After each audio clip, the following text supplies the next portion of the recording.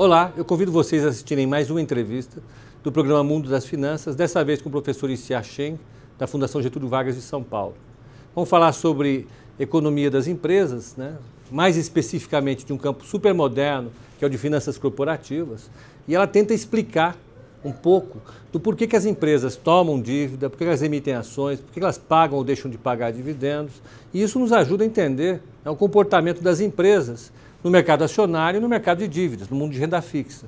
É super legal para você ter um pouco mais de informação nesse campo, que está cada vez mais atraindo gente para tentar pesquisar e entender o comportamento das empresas no mercado acionário e no mercado de capitais.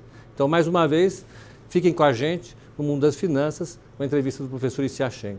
Aproveite. Professor Cheng, muito obrigado de aceitar o nosso convite. Espero que a gente possa contribuir aqui para a educação financeira do mercado. Prazer meu, Pedro. Obrigado. Vou começar com uma pergunta bastante ampla, né, para definir o seu campo de pesquisa e de atuação. O que é a teoria das finanças corporativas? O que ela aborda? Qual que é o seu objeto, efetivamente? Olha, finanças corporativas está relacionada com financiamento das empresas. Mas as empresas não pegam financiamento por pegar financiamento. Então, ele está muito relacionado com atividade, por exemplo, operações dessas empresas e investimento dessas empresas. Então, financiamento, o objetivo é exatamente estudar nesse campo. Você tem várias formas de financiamento de empresas. Sim.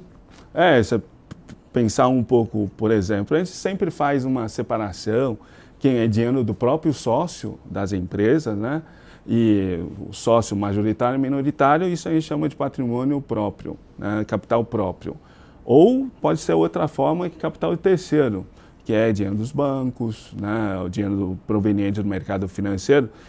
Esse uso desse dinheiro de capital terceiro, a gente chama também de alavancagem financeira, que é muito comentada sempre no jornal. Então, quando a gente olha, particularmente para o nosso público, a gente olha uma empresa que tem ação em bolsa, ela está permanentemente tomando decisão de arrumar capital ou de entregar capital para o seu acionista, para o mercado. Ela está sempre tomando decisão em termos de finanças corporativas. Exatamente, porque pensa o seguinte, eles que fazem captação, ou capital terceiro, credores, né, ou capital próprio, sócios, eles reúnem esse recurso e investem em ativo que esses acionistas, administradores acreditam que vão dar o retorno, e a partir desse retorno, por exemplo, lucro, dividendo, geração de caixa, dividendos eles pagam os acionistas e juros pagam os credores e deixam todo mundo mais feliz e investir mais, e aí que gera o crescimento das empresas. Ou mais triste, né? No caso da OGX, levantou bastante dinheiro, comprou uns ativos que até hoje a gente não sabe quais são. Às vezes acontece, tem que pensar que sempre essa atividade das empresas envolve risco. Né? E por isso que tem toda a parte de análise financeira. É isso que eu ia falar. As empresas elas tomam decisões baseadas em valuation. Como é que elas decidem investir, não investir? Né? Você tem um bom exemplo com um investimento bem decidido recentemente? Na verdade, exatamente nessa linha, se você pensar, o que as empresas buscam? Eles buscam maximizar valor para os seus acionistas, contemplando, claro, todos os stakeholders, satisfação de todas as partes envolvidas por stakeholders. Agora, quando ela faz um investimento, ele faz um projeto, assim, realmente um projeto de análise que contempla toda a parte de geração de fluxo de caixa e se esse projeto agrega valor, não agrega valor para as empresas, e aí depois considerando quanto que eles têm de custo de capital, o que sobra realmente que agrega o valor para a empresa. E a partir do momento quando uma empresa investe em vários projetos que agregam valor, e aí sim, as empresas, o valor dessa empresa sobe automaticamente. Se pegar esse último projeto que a Fibra entregou de produção de papel lá no meio de Goiás, ou a Vale, aquele projeto de automatização do processamento de minério de ferro em Carajás. Esses projetos enormes implicam numa pesquisa antes, arrumar recurso para isso e depois avaliar o resultado. Exatamente. Se você olhar hoje, tem uma tendência muito grande, todas as empresas, em melhorar a eficiência, aumentar a produtividade, fazer a maior automação possível de todo o seu processo de produção operacional. Por que isso? Quando você aumenta a eficiência, isso significa que isso vai gerar mais caixa para as empresas, vai sobrar mais caixa, para você pegar a receita, né? Menos o seu custo, faz depreciação e tal. Então, você vai sobrar mais caixa. E isso é bom do ponto de vista para quem investe nessa empresa. Até há pouco tempo atrás, até a última temporada de balanço, que era relativa ao segundo trimestre desse ano, as empresas estavam colocando nos seus balanços que elas estavam desalavancando, estavam cortando investimentos, cortando CAPEX, né? Despesas de investimento, estavam cancelando as dívidas, né? E estavam tomando essa decisão. Essa decisão, ela é sempre correta?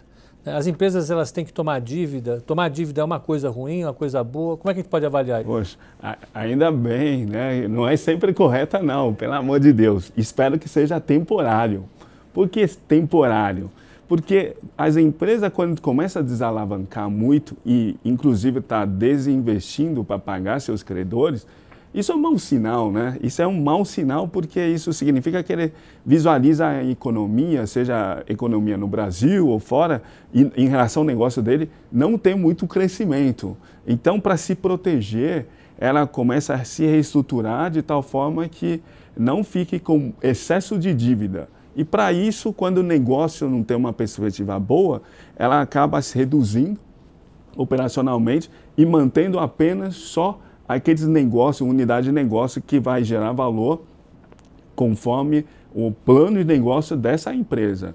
Por isso que ele desfaz seus ativos para reduzir o custo, né, operacional e pagar os credores. E essas empresas, a gente viu também que todas as empresas que fizeram essa tarefa de casa, a lição de casa, acaba melhorando suas ações. Os preços dessas ações relativamente aumentaram em relação aos seus concorrentes. Por quê? Porque justamente as pessoas começam a visualizar a qualidade dessa gestão, né, contemplando a perspectiva de crescimento e lucratividade frente às suas dívidas, obrigações. Perfeito. Então, sair de uma posição de 5 vezes de dívida em relação ao EBITDA para uma posição de 3 vezes é um bom negócio para a empresa. Sim, até porque os credores, essa medida que você acabou de falar, que é dívida líquida sobre EBITDA, que é uma medida de geração potencial de fluxo de caixa, é uma medida muito utilizada por os credores, né? Pelo menos para dar uma sensibilidade, é bem legal, né? E no início, 3 é sempre referência, né? As pessoas sempre pensam assim, em torno de 3, abaixo de 3 é bom, acima disso, aí é o caso, mas acima de 3 nunca é bom. Então, as empresas, o que estão fazendo? Justamente readequando para abaixo de 3. E todo mundo fica feliz assim. Né? A Bolsa hoje tem 343 empresas listadas. Isso é muito pouco. Né? Por que o mercado acionário no Brasil é tão pequeno comparativamente aos outros? Olha, eu acho que primeiro não é pouco na América Latina, mas é pouco em relação ao mundo, outros países. Né? Então, o número de empresas listadas poderia ser muito mais. Né? A China, por exemplo, só esse ano, só de IPO, né? Já tem mais de 80, 90 empresas aprovadas, né? Feito na China. Então, só isso já é 1/3 da Bovespa, né? B3 agora, né? E realmente não é muito. Tem potencial para crescer mais, listar mais empresas. E o Brasil tem várias empresas muito boas, né? Que ainda hoje é capital fechada e tem grande potencial de ser listada. Agora, por que pouco? Acho que isso tem a ver. Primeiro tem a ver com a oferta, né? Que tem muita regulamentação e tem o custo de manter ele aberto. Né? Esse é o primeiro ponto. O segundo ponto também tem que ter mais participantes nesse mercado. Hoje os investidores, né, ainda bastante resistentes para investir na bolsa direto, até por causa dessa volatilidade mais, né, e que também vai exigir mais do investidor no monitoramento do comportamento das ações. E isso acaba frustrando um pouco aqueles mais animados, que é só entrar e achar que é só deixar na bolsa e não precisa monitorar, está tudo certo. Não é bem assim, né? E a história ensina que no Brasil você precisa calibragem, né, frequente e tudo mais. Não dá para você comprar as ações e simplesmente deixar. Você tem que acompanhar as notícias, tem que ter uma ideia de como está indo a economia. Acho que isso acaba assustando aqueles que ainda não conhecem bem essa forma de investimento, mas que eu acredito que no futuro, com a queda de taxa de juros, e as pessoas estão cada vez mais conscientes da nossa bolsa, das ações dessa nossa bolsa, a tendência acho que é aumentar, sim. Hoje a gente tem um total de dívidas, de debêntures emitidas de 492 bilhões. Em termos de dívida bancária, as empresas têm 698 bilhões. Então, se somar as duas, dá 1 bilhão e 200. Isso equivale a 18% do PIB. Essa parte de dívida no Brasil é bem desenvolvida, é bem administrada ou ainda tem muito para melhorar? Acho que a dívida, principalmente de mercado, tem mais espaço para crescer, né? O banco já é bem regulado, tem um trabalho bem realizado entre o Banco Central e todos os monitoramentos. Agora, o mercado financeiro, ele pode realmente ajudar a levantar esses capitais, né? De mercado de capital de médio prazo, longo prazo, porque na verdade, se você pensar, o BNDES agora está mudando as regras de TLP, né? Não mais TJLP, a convergência de taxa de juros para taxa de juros de mercado, isso facilita muito a captação no próprio mercado. Você não precisa ir mais para o BNDES, porque as taxas são convergentes. Então, tem um espaço bastante grande para as empresas buscar mais alternativa dentro do mercado de capitais, como uma fonte alternativa, principalmente para médio e longo prazo, e também uma alternativa para os investidores. Ao invés de ele aplicar num CDB do banco A ou banco B, ele pode comprar uma debênture da empresa A ou da empresa B. Exatamente, mas o maior problema da debênture hoje ainda está relacionado com liquidez. Como vai reduzir essa questão da liquidez, tal, precisa ter market book, tem que ter precisa ver um mecanismo que facilita a saída, né? Para quem investe tem que estar pensando saída também. Então, esse é um ponto, é um desafio interessante. Um caso para a B3 resolver. Isso. Hoje a Bolsa bateu 76 mil pontos, 77, 75, está oscilando nesse intervalo. Esse valor está muito esticado, a gente está vivendo uma bolha, a Bolsa pode subir mais ou tem que cair? Acho que isso depende, né? Porque hoje, se a gente olhar para a nossa Bolsa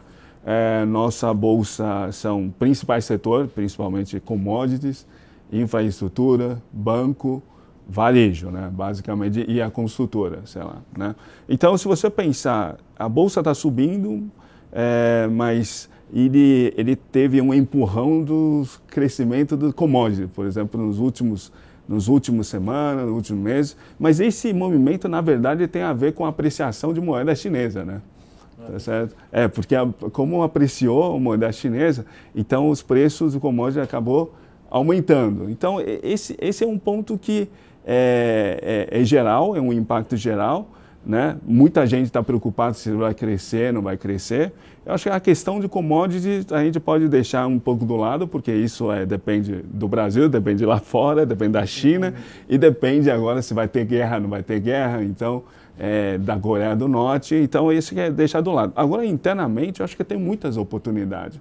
Tem empresas boas, né? Sem contar que o varejo também, nos últimos dias, deu uma puxada legal, quer dizer, aos poucos, pessoal, o investidor está olhando de novo a nossa economia, do nosso setor econômico, e também está vindo mais empresas de setor diferente, de indústria diferente. Acho que tem espaço de subir, mas aí exige mais do investidor para olhar setor por setor. E não pode só ficar no commodity, porque o commodity hoje vai depender muito mais externo do que interno. Acabou aquele tempo de investimento fácil. Tem que trabalhar um pouco e... Para 76 mil pontos, sim. Aí tem que estudar um pouco mais. Ótimo.